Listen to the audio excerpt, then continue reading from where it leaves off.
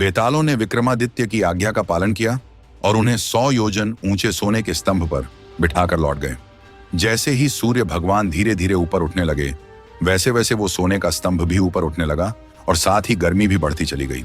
जब स्तंभ सूर्य के पास पहुंचा तो भयंकर गर्मी से विक्रमादित्य का शरीर जल उठा और वो निष्प्राण हो गए। मध्य दोपहर तक सोने का स्तंभ सूर्य के रथ से जा टकराया, जहां सूर्य भगवान रोज भोजन करते थे। लेकिन आज स्तंभ पर एक मानव का शव देखकर वो चौंक गए।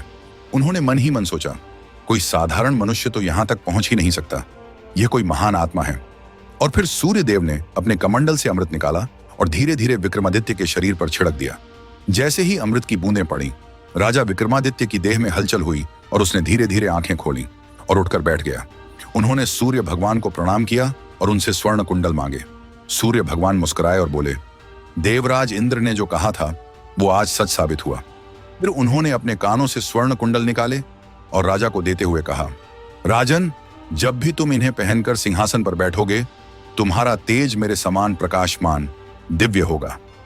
इतना कहकर सूर्य भगवान ने अपना रथ आगे बढ़ाया। जैसे ही उनका रथ बढ़ा, सोने का स्तंभ भी धीरे धीरे नीचे उतरने लगा। सूर्यास्त होते होते वो पूरी तरह से धरती पर आ गया। राजा विक्रमादित्य ने फिर बेतालों को याद किया। बेताल प्रकट हुए, उन्हें स्तंभ से उतारा और ठीक उसी जगह पहुंचा दिया जहां से वह चले थे।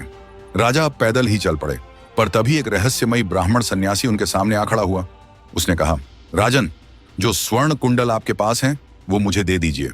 राजा ने आश्चर्य से पूछा, तुम्हें कैसे पता चला कि मेरे पास कुंडल हैं? सन्यासी बोला, मैंने अपनी योग शक्ति से जाना है कि सूर्य भगवान ने तुम्हें वो कुंडल भेंट किए हैं और मुझे विश्वास है तुम जैसे दानवीर उन्हें मुझे दान में जरूर दोगे। राजा विक्रमादित्य ने वो अमूल्य कुंडल बिना एक क्षण सोचे उसे दे दिए। सन्यासी ने आशीर्वाद दिया और अदृश्य हो गया। राजा ने सोचा, इतनी मेहनत करके क्या मिला, लेकिन एक दिव्य मुस्कान के साथ वो अपने महल की ओर लौट पड़ा। ऐसी ही रोचक कहानियों के लिए हमारे चैनल को सब्सक्राइब कीजिए।